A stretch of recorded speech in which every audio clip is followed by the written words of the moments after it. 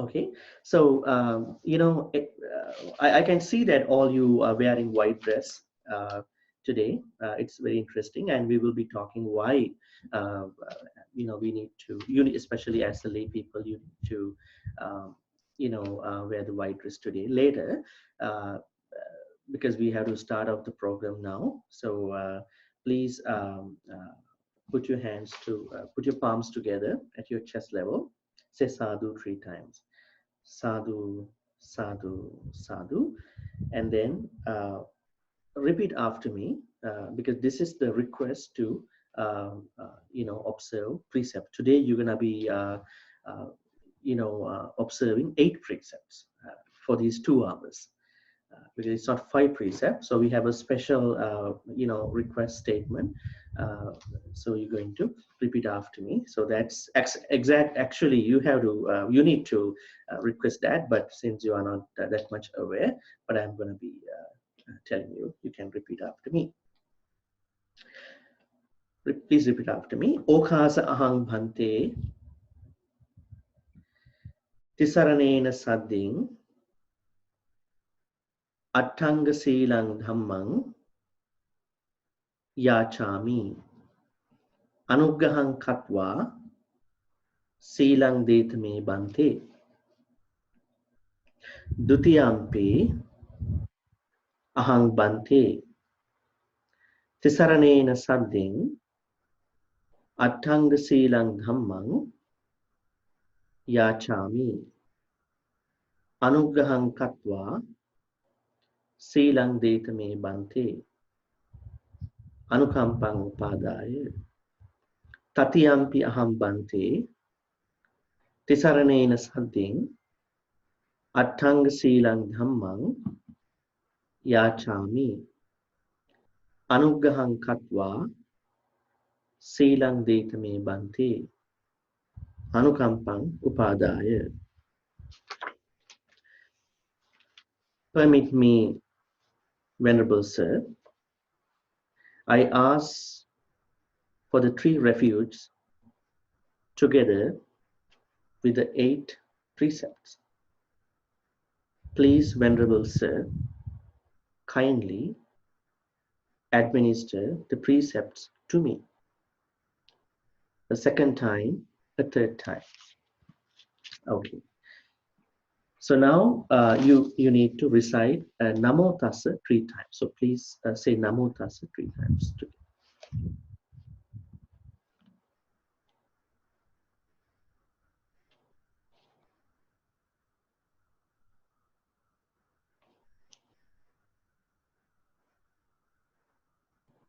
Repeat after me. Buddhang saranang gacchami. Dhammang saranang gacchami. Sanghang saranang gacchami. Dutiyampi buddhang saranang gacchami. Dutiyampi dhammang saranang gacchami. Dutiyampi sanghang saranang gacchami. Tatiyampi buddhang saranang gacchami. Tatiyampi dhammang saranang gacchami. Tatiyampi sanghang saranang gacchami. Panati pata viramani sikha padang samadhyami. I'm gonna say in English too. I undertake the training rule to abstain from taking life. Adinna dana viramani sikha padang samadhyami. I undertake the training rule to abstain from taking what's not given. Abrahmacharya viramani sikha padang samadhyami. I undertake the training rule to abstain from all sexual activity. Musavada Viramani Sikhapadang Samadhiyami. I undertake the training rule to abstain from false speech. Suramire Majjapama Dattana Viramani Sikhapadang Samadhiyami. I undertake the training rule to abstain from intoxicating drinks and drugs causing heedlessness. Vikala Bhojana Viramani Sikhapadang Samadhiyami. I undertake the training rule to abstain from eating at improper times. Nacha Gita Vadita Visuka Dasana Mala Gandha Vilepana Dharana Mandana Vibhusanathana Viramani Sikhapadang Samadhiyami.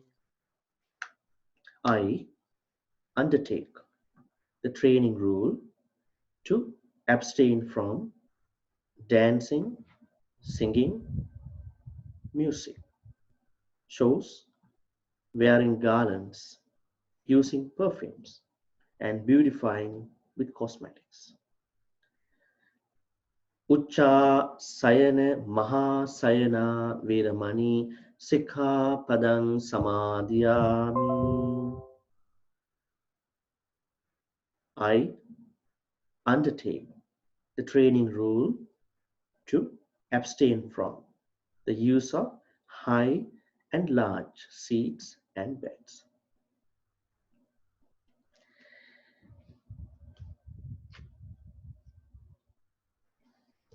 Sadhu, sadhu, sadhu. Okay, so you already observed the 8 precepts. Before we move on to the program, the rest of the program, I would like to let you know lineup of the program. We started off at 8 a.m. giving you 8 precepts, and now what we have to do is to conduct the puja. You may not see, I don't know whether you can see that in the temple, we have placed the puja, not the food, because this is a time between the lunch and the breakfast. So just place the medicinal drinks and water and that kind of stuff. I hope that you also place Buddhapūjā, the Vilampasa-Puja at home. Maybe you might not be able to show it to me because there's some people's Buddha statues may be at different places, but I can see there is one Buddha statue from one of our children. Anyways, so you already place your Vilampasa-Puja to the Buddha. The reason why we have not placed the food is because it's between the breakfast and the lunch. We don't need to place it at this point. After puja, we're going to be doing a meditation, breath meditation. We all need meditation this time because we all are sometimes confused with the situation going on. We need meditation. We need to manage us. We need to calm us. A lot of people having a big time staying home, right? At other times you used to go out, you were very comfortable, friendly, but you can't go out nowadays because of the situation. So we need to find out how to find our happiness, calmness, relaxation at home, especially from the Buddha's teachings. Okay, so we're going to be doing a meditation for approximately 35 to 40 minutes, but there's a specific set of guidelines for that. I will be letting you know. Okay, so at 9 a.m., we having a child from Germany. So I don't know, they have to fix their time at 9 o'clock, at 9 a.m. from Ottawa time. We're going to be doing a walking meditation. So that means we might not be in front of the computer that 15 minutes from 9 to 9:15. We just walk, back and forth in our, in a suitable place in your house. You can also take it as a kind of a break to go to washroom if you want, because you've been sitting until 9 a.m. from now. So from 9 to 9:15, walking meditation, including a break, within that time slot. From 9:15 to 9:45, 30 minutes, there is a Dhamma discussion. The interesting thing is, we're going to be talking a topic, called how to be a responsible Buddhist kid. Isn't that interesting? How to be a responsible Buddhist kid, be a child. So responsibility is a very good topic nowadays. So we're going to be talking, and we will be having a Q&A session at the end. And I guess Lata Auntie is with us. I can see her though. I hope she might be joining us shortly. And she will be giving us a short talk on Vesak from 9:45 to 9:55, just a 10 minutes time, because she's a teacher and you all know her, except a couple of you. And she will be sharing with us some insights that we can learn on Vesak Day. I also want to tell you that today is not Vesak Day. It's going to be in May, but since we don't have a lot of time, that's why we had to take this day. But it doesn't matter, regardless of the day, exact actual day. But we all need to do something for the Buddha. That's what we all want to learn. So the importance of Vesak Poy Day too, right? Maybe some of you might not know a lot. I also want to share with you a few insights about Vesak Day. Otherwise, you might not know the exact purpose of this day, because we are taking a different day to celebrate this. Okay, what is Vesak? I know you can talk. I can hear you because your mics are muted now. What is Vesak? So Vesak is the day when the Buddha, Prince Siddhartha, was born, and the Shakyamuni, I would say, the Shakyamuni Buddha, he was enlightened, and then the day the Shakyamuni Buddha passed away. Someone can ask a question: how come the day that the Shakyamuni Buddha passed away can be a day that we celebrate it?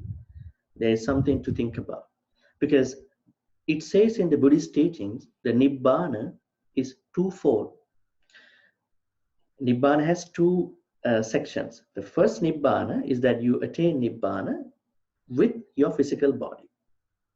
The second Nibbana is the Nibbana liberation. That happens when the particular enlightened individual passes away. So it has to complete, the two has to complete, right? Otherwise, it won't, complete. The Nibbana does not complete if the two not complete. So Nibbana has two sections. We call it attaining Nibbana with your physical body by overcoming all the bad thoughts. That's the first one. That's what we all try to be. Second one is, whenever we die after becoming enlightened, an arahant, that's the second one. It has to be completed. That's what happens when any of the noble person like the Buddha passes away. So the day that Buddha passes away becomes a day that we celebrate, because it completes the second part of the Nibbana. And it's a huge story that Prince Siddhartha was born on a Vesak full moon Poy day after fulfilling a lot of perfections, paramita. I guess billions of lives he had to fulfill different perfections. Anyone knows any names of the perfections? Dana, Sila.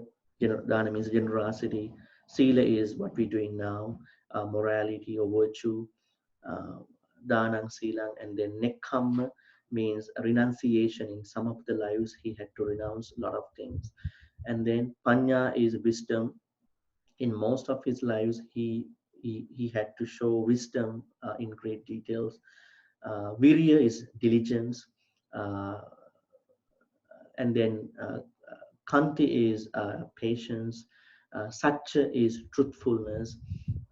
Aditthana is determination, and Metta is loving kindness, and Upekka is equanimity. So he had to fulfill these 10 paramita called perfections in great details uh, within a period of billions of lives. So it's a great attempt that he fulfilled uh, in order to become the full Buddha. So we have to appreciate his attempt, right? That's one thing that why we gathered today. The second thing is after 35 years of his age, he was able to become the Buddha. You know what he did, right? He had to go to different sages at that time. There were different sages like teachers, Bhargava, Alar, Kala, Uddakarama, Putta, and he approached them. He learned some meditative absorptions, and then he wanted to leave. And the teacher said, "You don't need to leave. Just let's share our students, and we will teach different students." He said, "No, I want to continue my path. So I want to explore my path further. I don't want to stay here because that's not where I want to be." And then he joined with 5 ascetics, Kondanja, Vappa, Baddi, Mahana, Masterji, 5 ascetics who had very, ascetic practices, right? Not eating, not sleeping, not having any, like, more than lesser than the minimalist concept. And he then experienced 6 years of those ascetic practices. Someone might wonder why if he practiced perfections for billions, why he just got stuck to 6 years of ascetic practices. He was trying out as a human. He was finding out the peace and his Buddhahood in different avenues. He thought this could lead him to become Buddha, but it did not. And then he found out neither asceticism or neither indulgence, pleasure indulgence. There should be a moderation, like a middle path. I should not be, you know, I should not be giving my body a lot of pain. I should not giving my body a lot of comfort. I should find out something between. And he found out. We call it middle path. In other words, we call it Eightfold Noble Path. From what he was able to attain Buddha. So that's a cool part, awesome part in this conversation, which helped him to become the Buddha. Okay, that is when he was 35 years old. And then at which age he passed away? When he was 80 years old. So he spent 45 years of time as the Buddha. And then, he was a human. He got dysentery, some big health issues. And anyway, so there was a nice story that I want to share with you with this thing, with his passing away.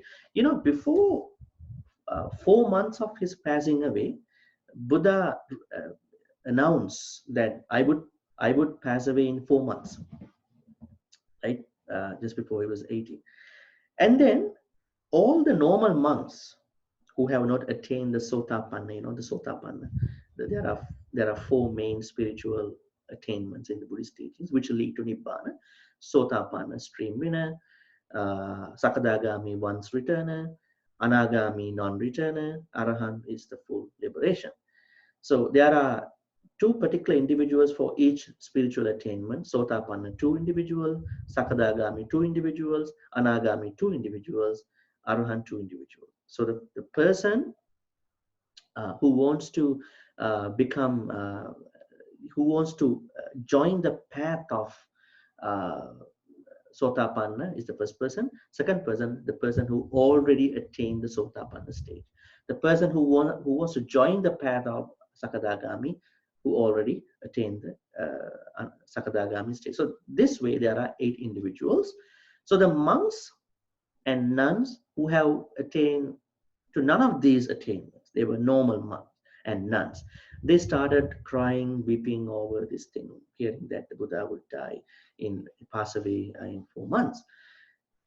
And then they noticed there's one monk called Dhammarama. What is his name? Dhammarama. He's not unhappy about this thing. So he's continuing his practices. It's just as usual. And then they were trying to blame that monk. See, the Buddha is dying, passing away in 4 months, but you are not thinking about him. You are just continuing your own selfish things, because they were normal monks who have not attained to any of those 8 stages. And then they approached the Buddha, the monks, and then told the Buddha. And then the Buddha asked Dhammarama, Venerable Dhammarama, to come up. And then in front of the audience, he asked Dhammarama, what are you doing? What do you have to say about what these monks are saying? And then he said, dear Venerable Sir, I know you're going to pass away in 4 months. So I thought the best way to respect you is to attain Nibbana before you pass away. And then Buddha said, sadhu, sadhu, sadhu, 3 times. And then Buddha said, this in Pali, I'm going to recite to you. Sadhu, sadhu, titasa sadhu karandakwa. Bhikkhave anyena api mai sinehavantena bhikkhuna nama Dhammarama sadiseneva bhavitabba. Nahi maiham mala gandha di pujam karuntu. Mama pujam karuntina. Dhammanu dhammang patipanta eva panamam pujanti nama. What does it mean? Buddha says, my son Dhammarama. So Buddha is addressing Venerable Dhammarama. You have done very well. A bhikkhu or any disciple who loves and respects me, the Buddha, should act like you. Those who made offerings of flowers, I would add this word, those who made mere offerings and flowers, incense to me are not really paying me homage. I mean, those who are only paying me respect with these offerings. Only those who practice the Dhamma are the ones who truly pay homage to me. So those of them who practice what I told, they are the people who really respect me. Now you can understand, we are from Sri Lankan culture, most of us, and then we have our certain cultural way to respect the Buddha. Now you may wonder, then what about the other people who have no cultural background to the Buddha? Maybe people around us in this country, in other countries, they might not respect the Buddha with flowers and things, most of them. But what if they practice the Buddhism? Are they going to be really respecting the Buddha or not? What do you think about them? They are really respecting the Buddha. But if they want, they can offer flowers. That it doesn't mean that you should not offer them. You can offer, but the most important thing is practicing what he asks us to do. And then Buddha really appreciated this monk. And then he was telling other monks, please take this example from this monk. So he was trying to attain the liberation before I pass away. That's the greater respect. Buddha was not reborn in India just to get the flowers and scents and all that. He was born to teach us, and his main wish was the individuals are to practice his Dhamma. Okay, now you understand the huge importance of the Vesak Day. So keep in mind, as I told you, it's not just offering, it is just by putting Buddha's practice into action. That's how we're going to respect the Buddha. That's why we all gathered here. Okay, so makes sense. Now let's move on to our program. The thing that we're going to do is to do the puja. Okay, so now you all know the puja part.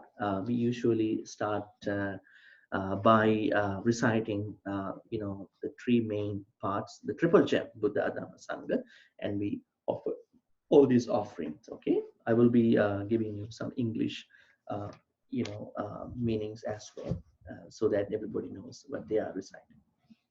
So Did everyone take 8 precepts? I guess so.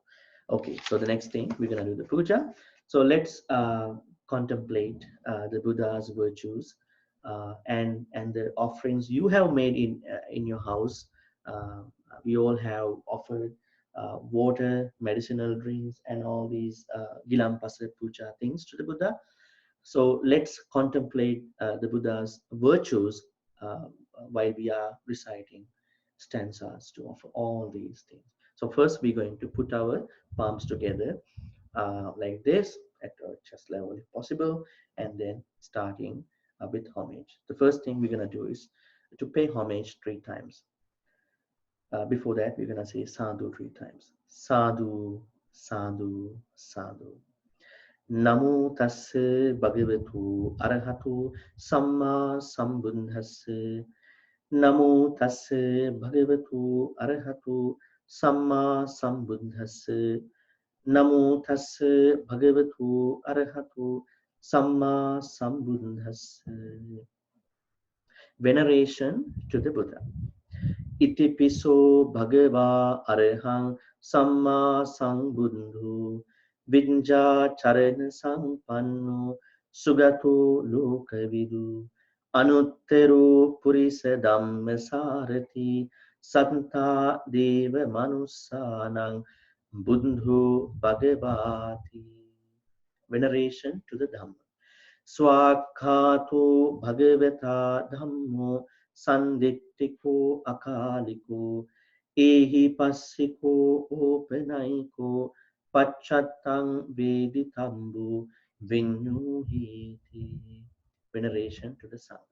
Supatipanno bhagavatu savaka sangho Ujupatipanno bhagavatu savaka sangho Nyaya patipanno bhagavatu savaka sangho Samichi patipanno bhagavatu savaka sangho Yadidang chattari purisa yugani atte purisa pungala Esa bhagavatu savaka sangho Ahuneyo pahuneyo dakhineyo anjali karaniyo Anuttarang punyaketang lokasati. Offering candles. Ganasarappadintena deepena tamadangsina tilokadipang sambuddhang pujayami tamunudang. Offering incense. Gandha sanghara yuntena dhupena sugandhina Pujaye pujaniyantang puja bhajana muntamang. Offering flowers. Vanna gandhe gunopetang etang kusuma santating pujayami munindassa siripada saruruhe. Pujemi buddhang kusumena nena punyena mete nacha hotu mokhang puphang milayati yatha idammi kayo tathaya tivinasa bhavang. Offering medicinal drinks including water.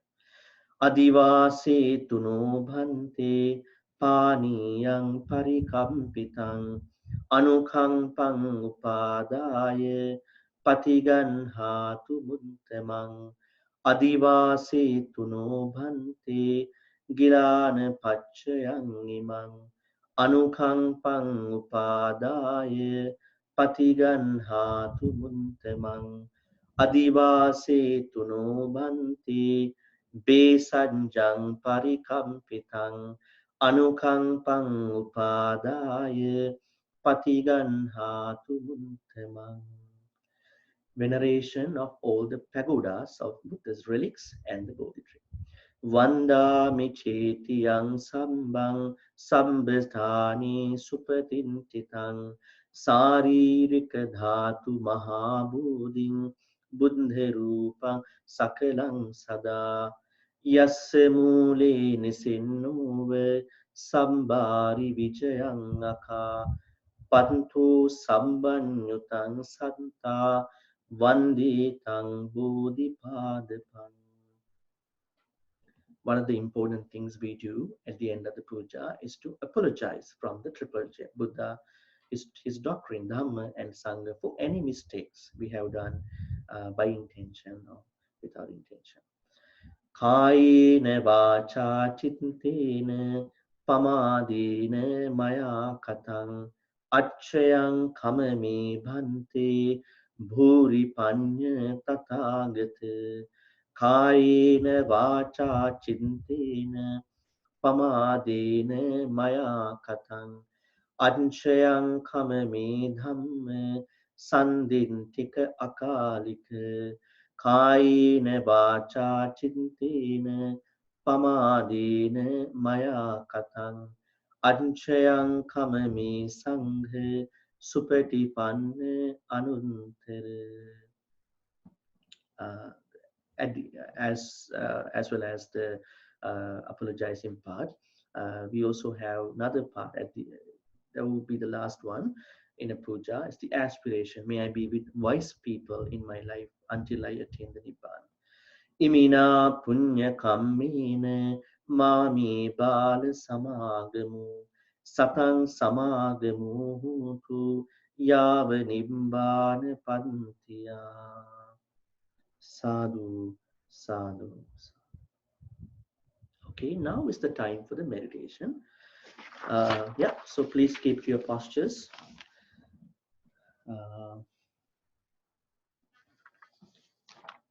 Second.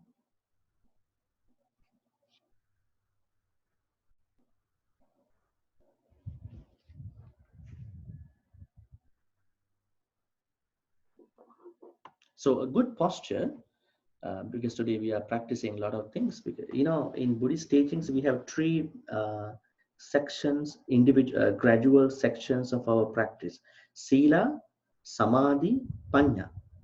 So Buddha says this is a gradual. So when you do Sila, and then the next thing is Samadhi, concentration.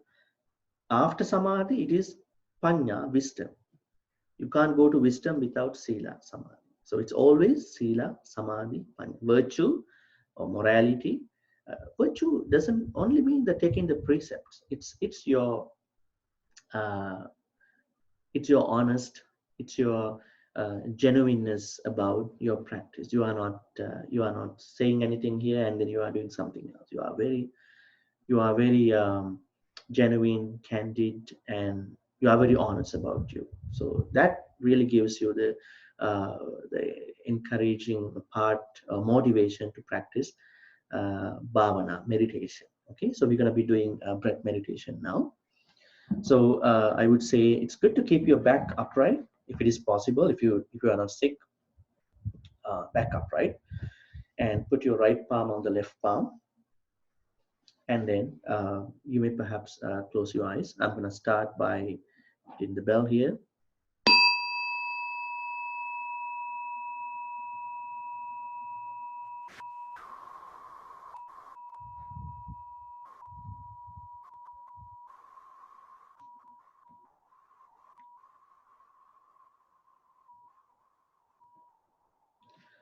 Okay, so just please just follow these instructions. We're going to be practicing breath meditation.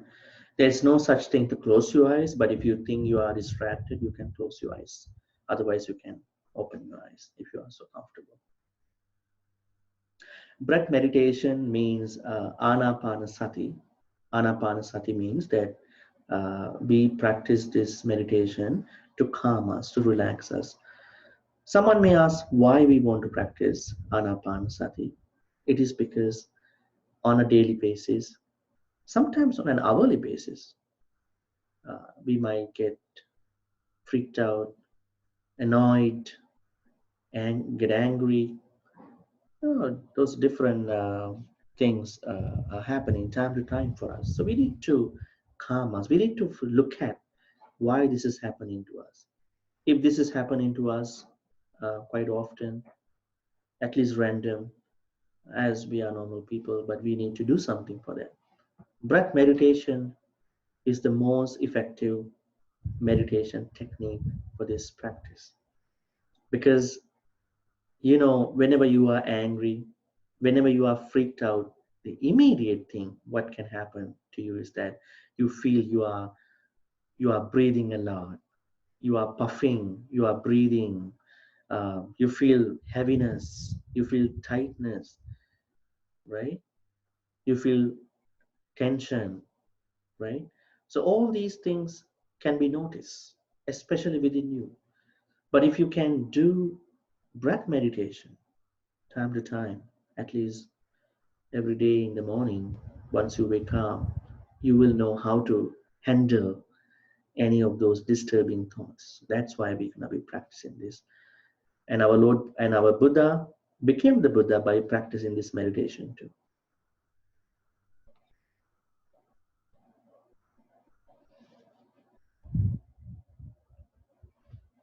Okay. Find a relaxed, comfortable position, seated on a chair or on the floor on a cushion. Keep your back upright, but not too tight. Hands resting wherever they are comfortable. Tongue on the roof of your mouth or wherever it's comfortable.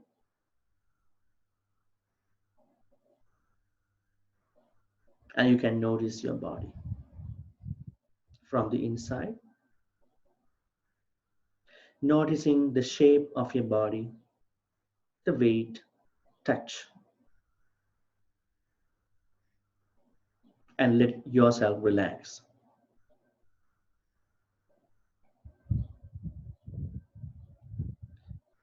And become curious about your body.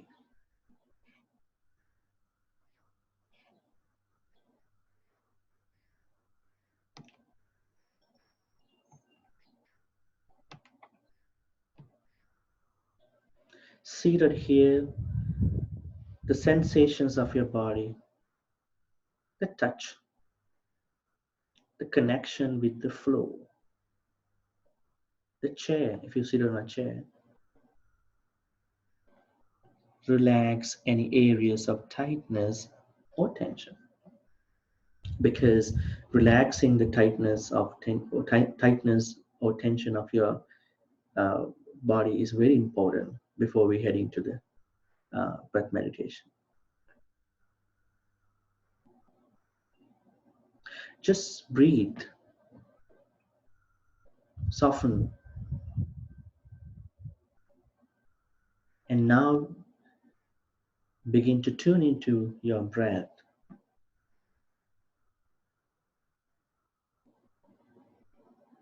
In your body, feeling the natural flow of breath.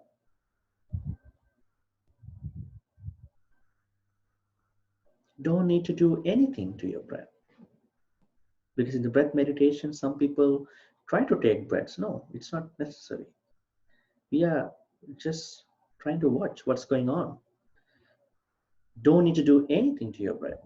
Not long, not short, just natural.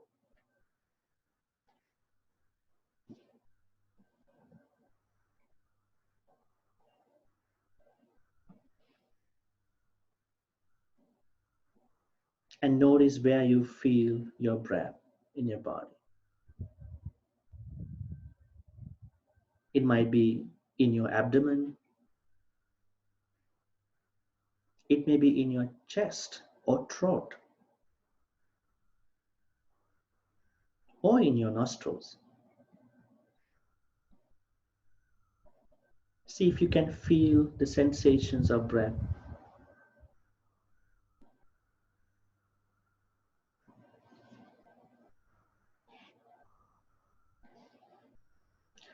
One breath at a time.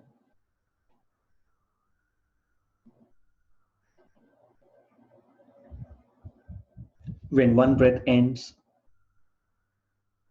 the next breath begins.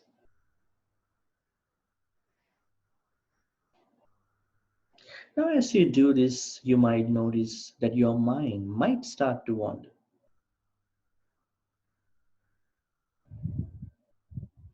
You might start thinking about other things.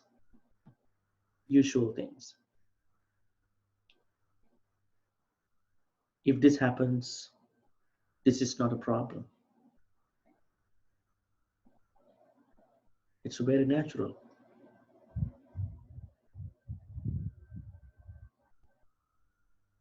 Just notice that your mind has wandered, if that happens. You can say thinking or wandering in your head softly.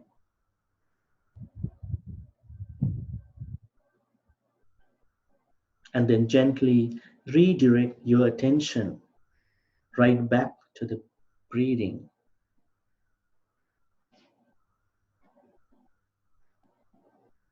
So we will stay with this for some time in silence, just a short time, noticing our breath.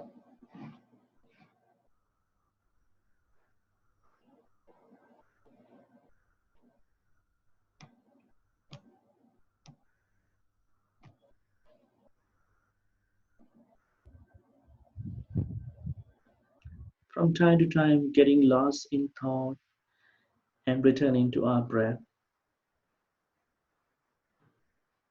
See if you can be really kind to yourself in the process.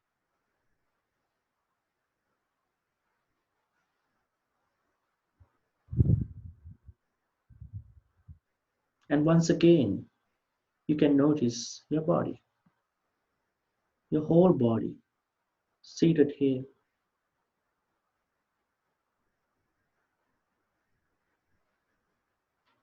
Let yourself relax even more deeply.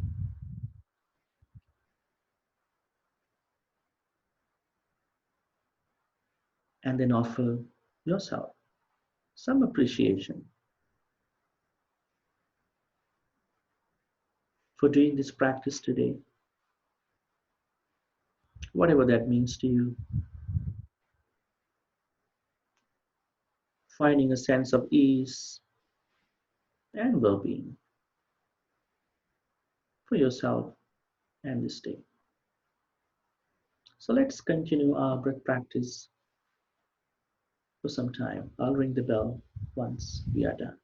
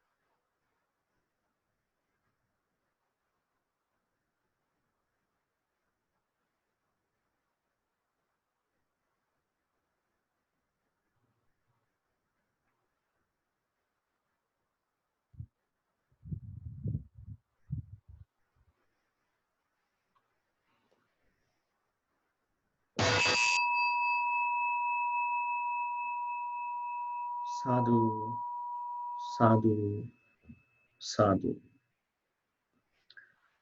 Okay, that's a good yeah, meditation.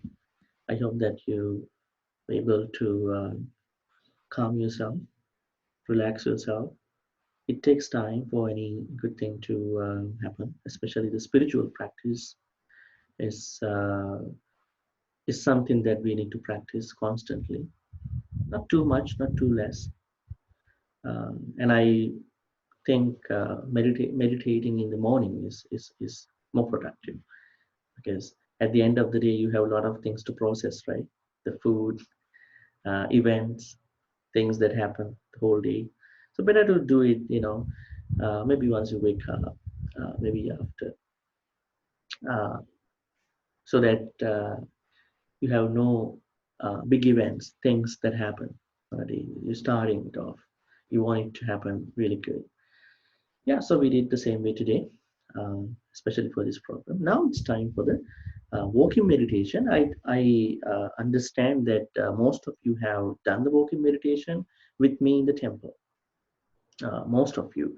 And maybe there are a couple, kids who have not done it, but I understand they may have done it, previously, with their parents or maybe with a different Buddhist teacher. So because we're gonna do the walking meditation, we might not be in front of the camera.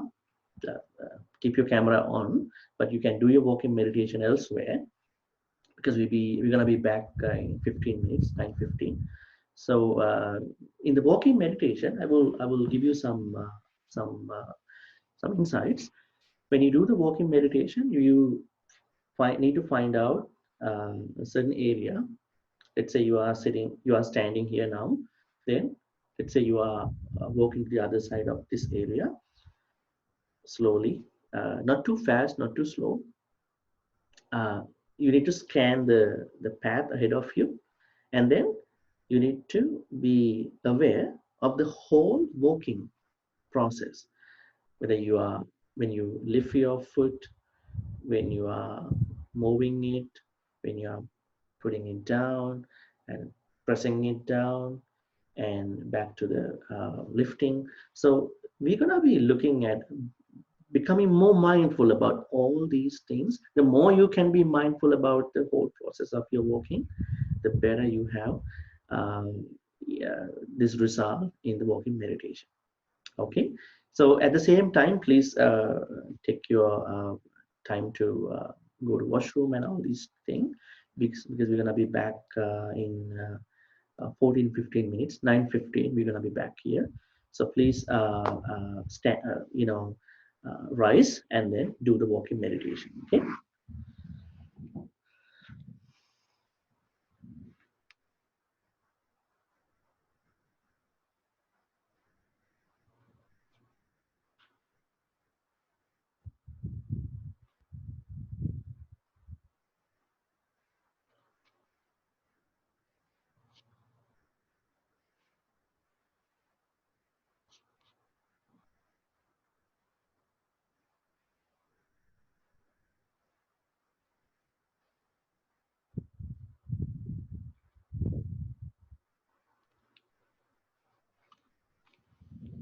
Yeah. You don't need to show it to me, but it's okay if you have a short space. Please do your own walking meditation, but it's okay, no problem.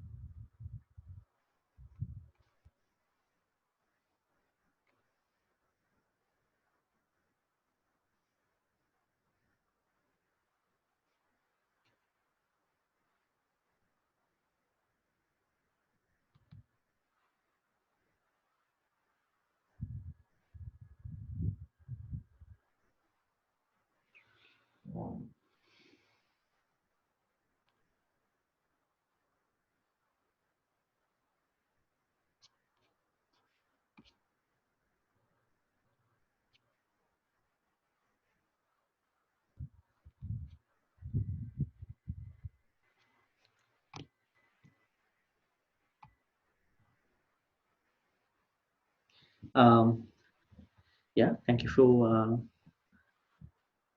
being back to the problem. First thing I'm gonna do is I'm gonna unmute your mics because we're gonna be having this Dhamma discussion now. Yeah, let me do that first. And then what I want you to do is that you need to identify yourself because I see there are individuals who have no video at this point. Uh, Please identify yourself. Uh, give, give me 1 second.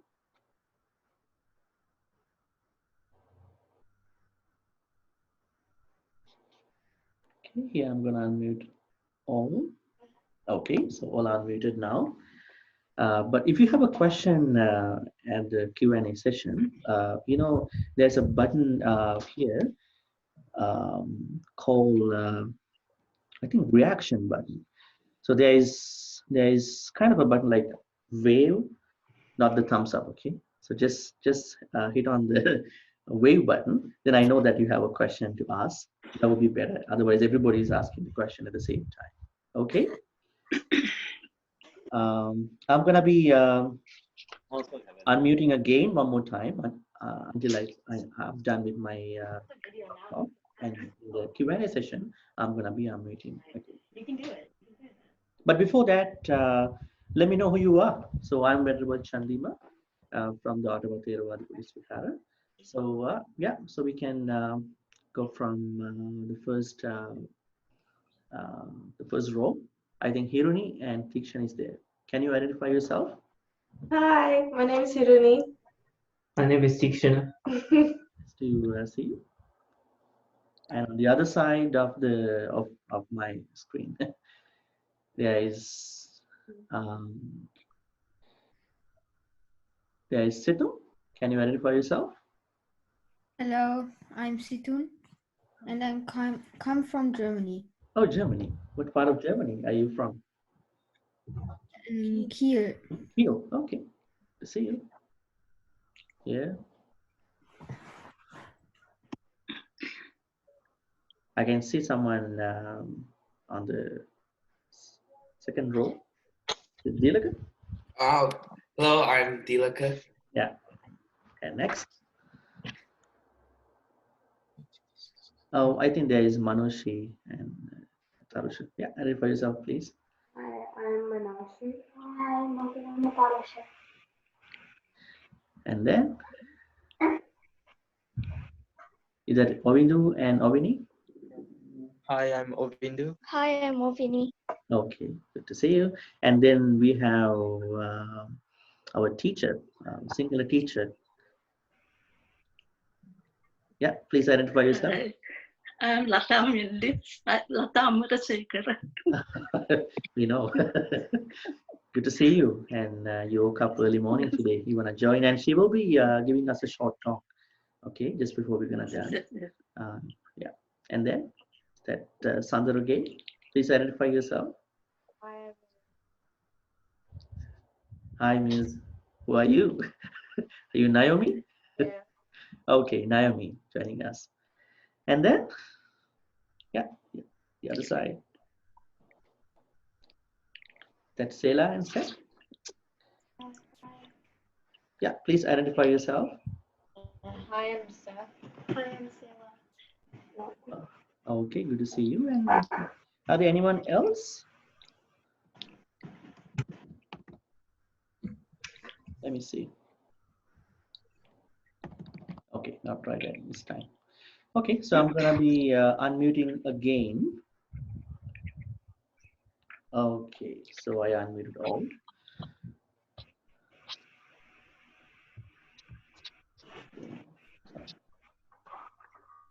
No, I'm gonna mute them, right? So I'm gonna mute.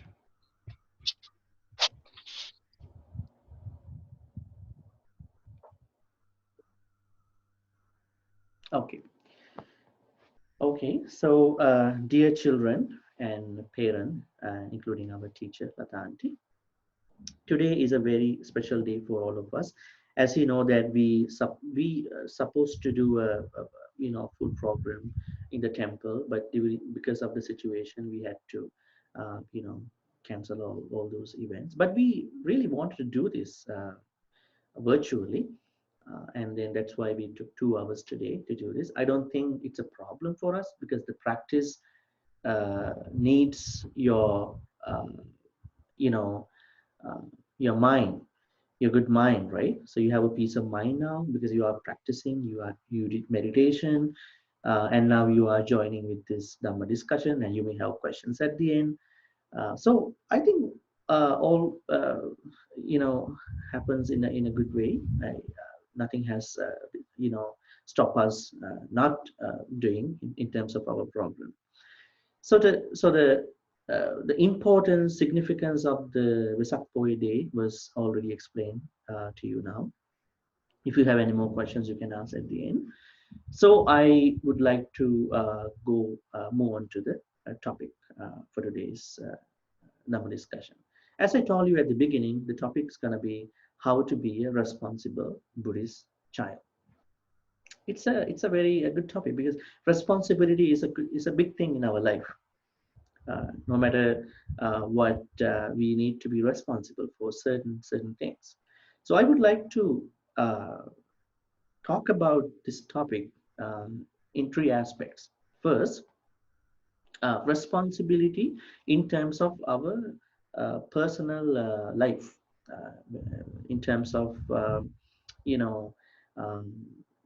day-to-day things, in your life. We can further discuss about that. Second aspect is responsibility in terms for other people, how we need to look at other people, especially in this dire situation. People are suffering. Not even this dire situation, even when you are at school, when you are home, when you are outside, your perspective about other people in terms of responsibility. The third aspect is responsibility in terms of our karma, the karma. So that's a very big topic in the Buddhist teachings. Karma is responsibility.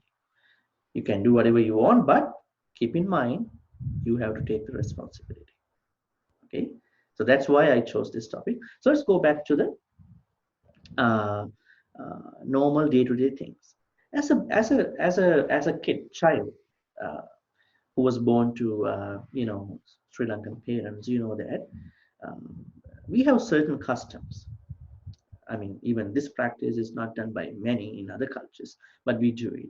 We have a big purpose. So the main thing that I want to talk about responsibility in terms of personal life is that we need to be, especially you need to be kids who wake up early morning. Is that a good habit? Is that a good habit? So people who, I know there could be some reasons you may have to sleep little longer on some days, but as a practice, we are supposed to wake up early morning, not like 4 a.m., at least a little bit early. That's a good practice. So starting from that point, and then once you wake up, what we are supposed to do? Do you let your mom to arrange your bed, set your bed up, or you're gonna do it? You're gonna do it by yourself because you are the one who slept on that bed. You're just letting your mom do. I don't want to do that. You come and do it. Is that your perspective? No. As a Buddhist kid, we're supposed to set our bed, arrange our bed once we woke up. Without doing that, we don't go to do anything. So that's the first thing. And that really helps us to focus the day, because once you arrange your bed after you waking up, you feel very comfortable. So I'm going to start my day from this point, this particular thing. I'm not messing up. My bed is clean and you are washing them, and then you are arranging it really nice. So then that feeling, that impression is a very good feeling to continue the day for all of you. And then what about, are you taking care of your things, or are you letting your parents to take care of most of your cleaning stuff? Do you just eat and drink your things and you want to just, leave them for your mom and dad to clean them? I don't know, I mean, how many of you do that? But that's a responsibility. When you eat, after you eat, as a Buddhist kid, your responsibility is to clean your dishes. What you did, I mean, maybe you can help your mom and dad after that too, if you have time. But definitely, your plate, your cup, you need to wash by yourself. That's responsibility, right? And what about giving help to your mom and dad? If possible, you can do by yourself. Maybe cleaning the house, maybe sweeping the floor, vacuuming. So we need that responsibility first. If you don't have that responsibility, even you study high, even you get good grades, even you become a doctor, lawyer, I don't think you can be a responsible person, right? Education has to go with your responsibilities. But you have to keep in mind, don't take unnecessary responsibilities too. Some people take all the responsibilities of other people. You don't need to do that. You have to understand what's the level of responsibilities you need to take. As I said, especially the things that I said just before, cleaning and taking care of your own personal things. And these days we know we need to clean ourselves, right? We are not supposed to touch our eyes, right? Touch our face. We got to be very careful. So you have to keep your personal health and hygiene really good. That's really interesting. Uh, even the governments, even the country are telling people do that, do this. But if people don't listen and they don't do, I think nobody can spread. No, nobody can stop the containing spreading, right? So all these are responsibilities at the end, personal level, social level. What else? So they were the main things that came to my mind at this point. I would also add cleaning is a big part. If you don't clean yourself, uh, that's going to be a big problem. Do you remember one incident that Buddha had to deal with? There were Brahmins at the Buddha time. So he went to the Ganges. You know Ganges in India, the big river. People think that even today, if you wash yourself from that Ganges, your all the bad karma will be, washed away, will be neutralized, will be mitigated. You, like some people say about Kalaniya temple, right? If you respect Kalaniya temple once, and your all the bad karma will be, neutralized. The power will be neutralized, mitigated, or destroyed, the bad karma.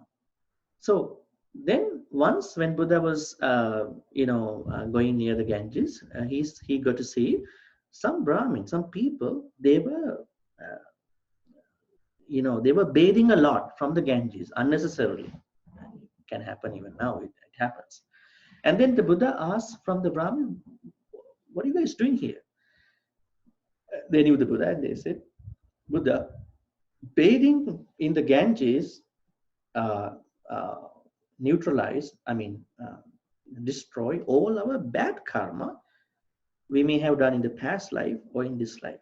And then the Buddha said, what do you think about the fish in this Ganges? What do you think about the other watery animals and snakes and other animals in the watery animals in the Ganges? And Buddha said, purification, impurification do not happen just because you are taking a shower, bathing from this kind of a river. It happens when you purify yourself by practicing, especially when you taking care of your good thoughts, when you are letting go your bad thoughts. That's when you are purifying yourself.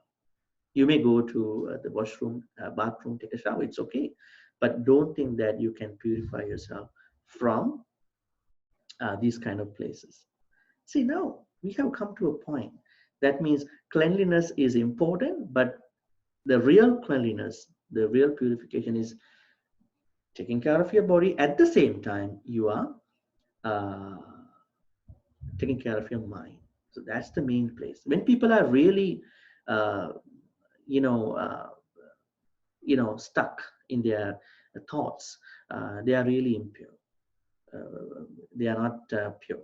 So they have polluted their mind with jealousy, anger, all these things. There are things that we all have to deal on a daily basis. We have to understand these specific bad mental states and then let go of them. That's a real purification.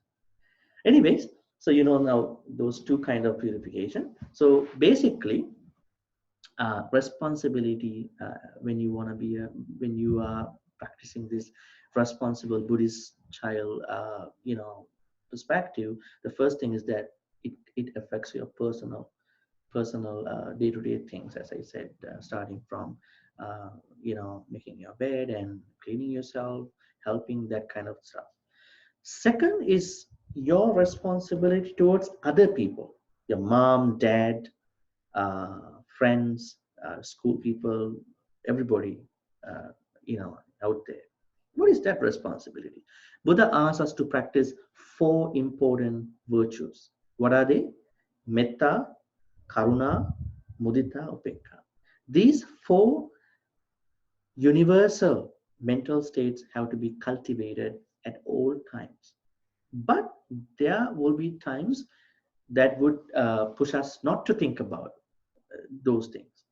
They are really disturbances for us. Let's say, what is metta? Loving kindness. So we need to spread loving kindness towards everybody, regardless of which country, whatever, everything. So we have to spread that loving kindness regardless of any condition. The second, even including your enemies. Do you have enemies? I bet you don't have enemies. At least the people who don't agree with something. You call them like enemies. We shouldn't make enemies. If they are enemies, we should be able, because even you say there is a justified, fair reason to be angry, even at that point, you develop anger. That's the problem. That anger causes you to be really practicing mental polluted states. You might say, okay, I need to be angry because that person did a really bad thing. Even at that point, you are spreading bad thoughts.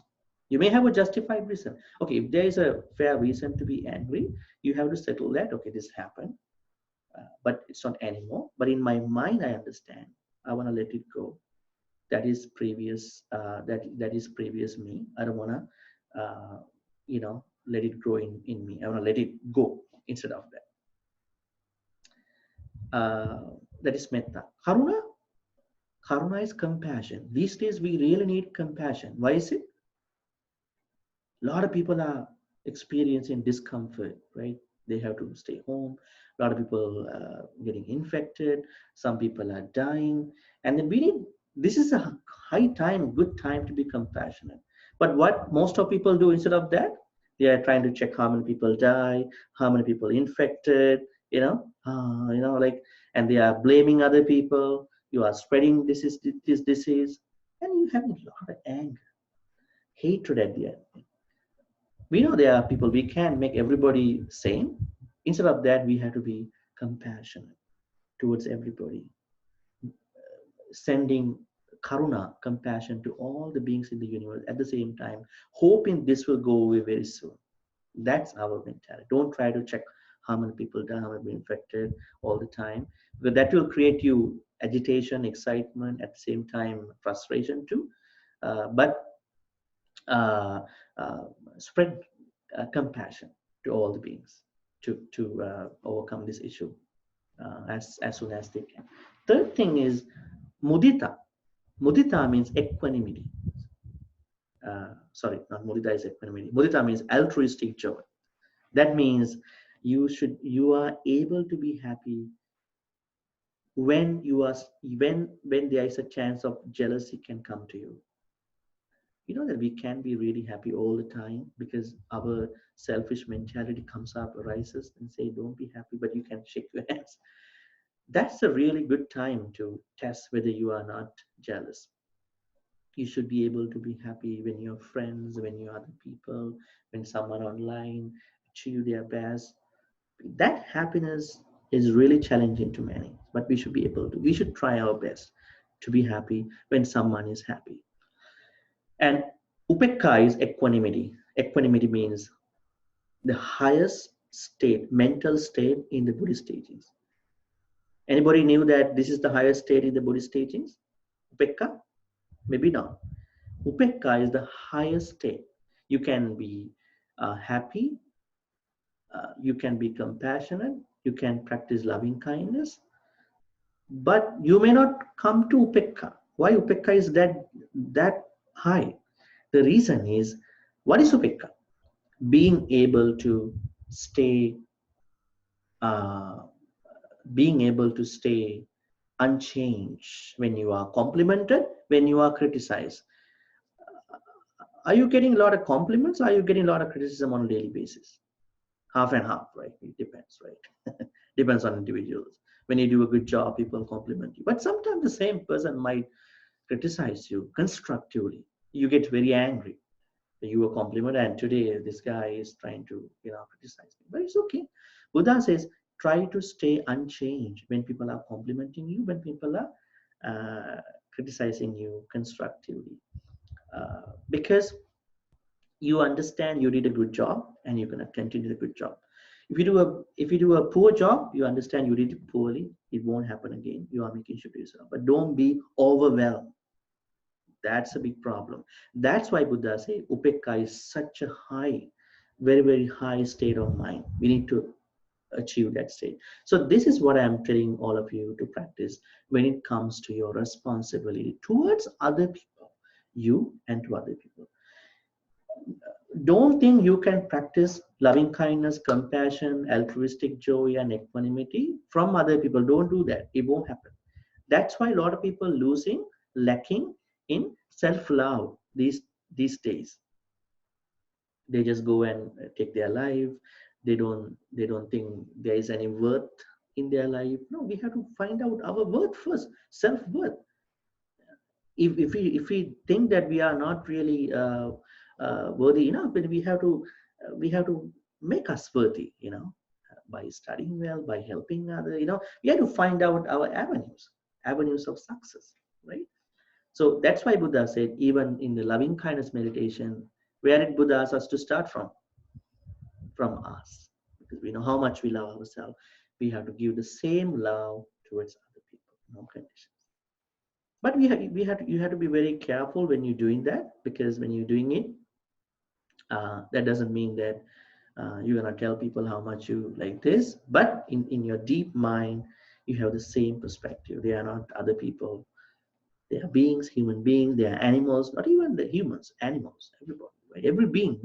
In Buddhist teachings, Buddha said, we have to take really seriously about any life of any being. Because in this life, we can be humans. Next life, we can be somebody else, right? So let's say someone is an animal.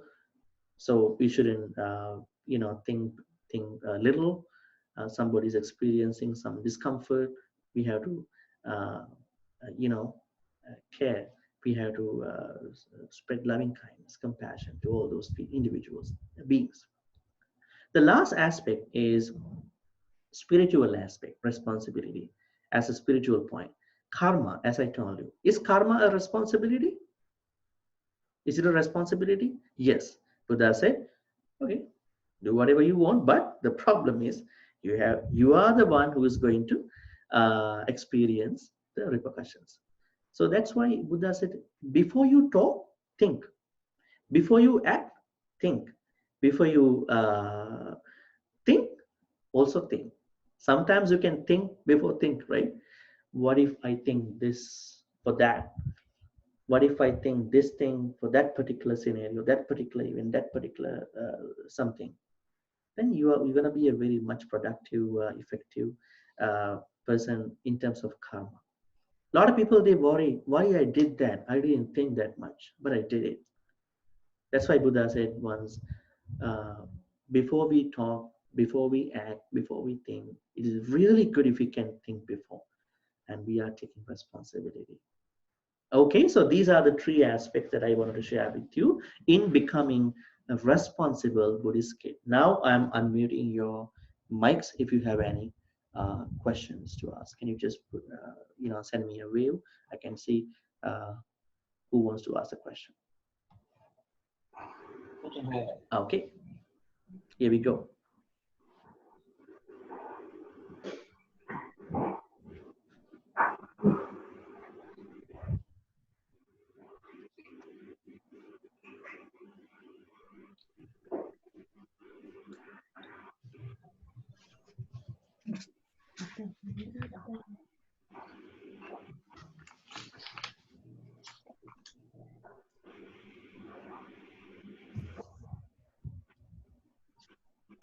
Anyone to start about this day, this retreat, Seal Day, you know, the Buddha, or today's topic?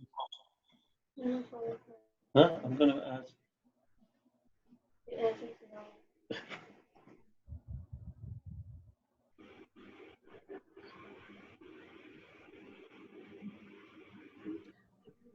Let me ask from Situm, because I haven't seen him like this kind of problem. I know all of the others.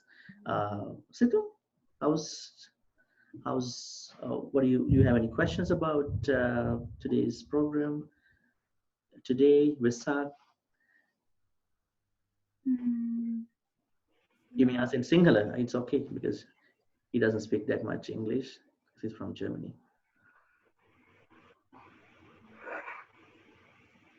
You practice 8 precepts at other times? Okay. Yeah, others?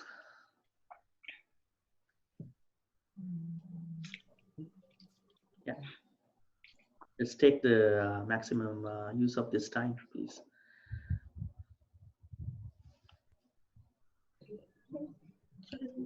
Okay, let me ask you a question before we then go over the other questions. What is the best way to respect the Buddha on Vesak Day? I think I discussed that at the beginning, because you and your parents, everybody in Sri Lanka and most of the countries, they celebrate. They say they celebrate. I don't know. They celebrate Vesak Day. I think it's a day not to celebrate. It's to deepen our practice. You know, deepen our practice and respect the Buddha in the best way. So I talk about that best way. With a story with a monk called Dhamma, Venerable Dhamma. You remember what I said at the end? What happened and what Buddha said? It's the best way to respect him. Anyone? What did Buddha say when the other monks asked Venerable Dhamma to come to see the Buddha? What he said? He said, I thought because Buddha is going to die, pass away in 4 months, I want to become an arahant, enlightened person before Buddha passes away, so that I am doing the best respect to the Buddha. Are we doing the same? Have we been doing the same to the Buddha? Or are we just offering flowers and, you know, etc., and then saying respect, thank you for the teaching? Is it what we do? What's our practice? Do we just offer the flowers and things? We need to offer flowers as a respect, but we have to go a little higher, deeper. That is to practice. That's what Buddha really expected us to do. Okay, any questions? Yeah, anyone can start.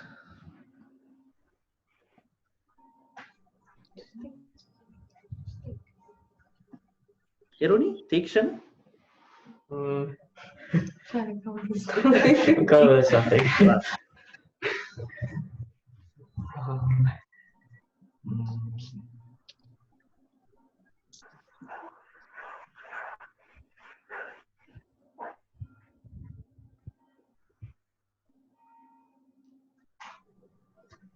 Tikshan, why did you take precept today? Precepts? Right. Why did you take 8 precept today?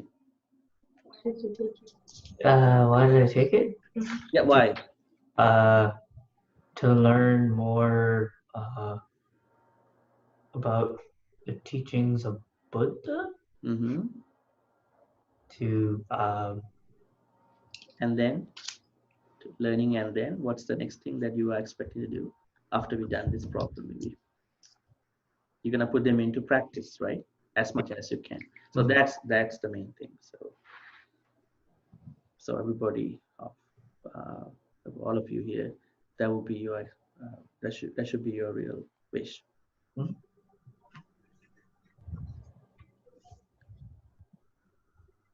Okay, looks like no question. They are happy. I think they learned a lot. Am I right? Did you learn a lot today? yes. And that's why you may not have any questions, right? Mm. Okay. So without further ado, I would like to then invite our Lata auntie to share with us some of your insights for a few minutes. And then we're going to share all the good karmas, and I'm putting you back into the 5 precepts. Let's say sadhu 3 times. Sadhu, sadhu, sadhu. Reverend Sangha Nayaka Hemalankara Swamin Wahanse, Reverend Dr. Chandin Swamin Wahanse, dear parents and children. Today we celebrate Vesak full moon day. Vesak Pūjā is very important for Buddhists because Prince Siddhartha was born in Lumbini, the Salpa, on Vesak Pūjā day. Attained Buddhahood at Buddha Gaya and attained Parinirvana at Kushinaram. These 3 important events were held in same Vesak Pūjā day. Though throughout the year we observe 5 precepts, Panatipata, Dinadana, like that. But on the day of Sil, today we observe 8 precepts. Reverend Sangha may observe with us at a Sil. There are 3 extra precepts to worship Buddha, Dhamma, and Sangha.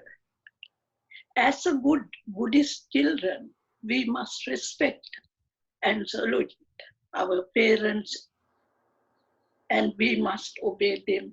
Parents and elders, we must obey them, wish them health and happiness. We also respect all living beings. Shakyamuni Buddha said, for those who are respect parents and elders, 4 things are increasing. What are those? Beauty, happiness, strength, and health. We need all these for our living. We must develop our metta, loving kindness. Reverend priest mentioned for that for you all. Without ourselves and the other, with ourselves and the others, compassion too. These are good habits. Be good and honest to everyone. That is very important. Mahatma Gandhi said, Mahatma Gandhi, that is a philosopher, politician, days. Do not ask what the world can do for you. You ask what you can do for the world. That is very good an example quotation. So you must help others. Before you do something, you must think not to harm the others and the environment. Environment is very important for us. It's not good for harm to environment too. You are most striving to become a bit better person than you were yesterday. That's also very important. Always be good and honest, and be day by day, try to be a good person. Buddha preached, Sabba Papasa Karana, Kusalasa Upadhampada, Satitta Pariyodapana, Etan Buddha Nusasana. That means avoid all evil, do good, purify one's own mind. This is the teaching of all Buddhas. So I wish health and happiness all of you. May triple them bless all of you. Gauraniya Pujaniya Acharya Dr. Chandima Swamin Wahanse ඇතුළු ඔබ සැමට තිසරණ සරණ ලැබේවා. Sadhu, sadhu, sadhu. Thank you for the insightful talk. And I think what you highlighted in your short talk was very interesting, and you were quoting, going beyond the Buddha, talking about the Gandhi philosophy. Don't think what the world can do. You think about what you can do to the world. That's a responsibility related thinking, right? So we may not be able to do a lot of like diplomatic stuff, but we can change us. That's what we do. We change us. Especially in terms of our mental purity and all the other things, right? So when we are responsible that way, we can really change us and our family around us and our friends and then the whole world. That's a really good thing to learn today. I'm happy that I see all of you wearing white dresses today. Why did you wear white dresses today? That's a good question, right? What's the reason? That is purify our life. Yeah, white is the color of the purification. But I know there are people who are wearing white and doing bad things too. So when we wear white, that means we want to feel ourselves that this is the color of the purity. That's why people wear white color when they want to take precepts. Yeah, so that's the thing. Okay, so I think we are slowly heading towards the end of the program. Any more questions or anything to say? I want you to, I wanted to talk a little bit today. Nobody talks. Are you happy? What's going on? Is everyone okay? And you know that today we have the Dhamma school too. We are conducting Dhamma school on Skype because Mike is comfortable on Skype. So he wanted to do the same from 2 p.m. to 4 p.m. on Skype. Most of you on Skype for the Dhamma school every second Sunday. And I hope that he was talking about debate about a specific topic. I don't know whether he's going to do that today. But anyway, expect all that today. Yeah. So it's really nice to see you all for the SIL program. I hope that by next year things will be okay and we will see each other in the temple, and we can do the same program too in different ways, because online things are really easy nowadays for all these things to make easy. Okay, so now is the time to give you the 5 precepts back again. So you are ending your 8 precept time. That means this particular duration of 2 hours, you had a few more precepts, but you are now going back to 5 precepts. In order to give you the 5 precepts, please say sadhu 3 times.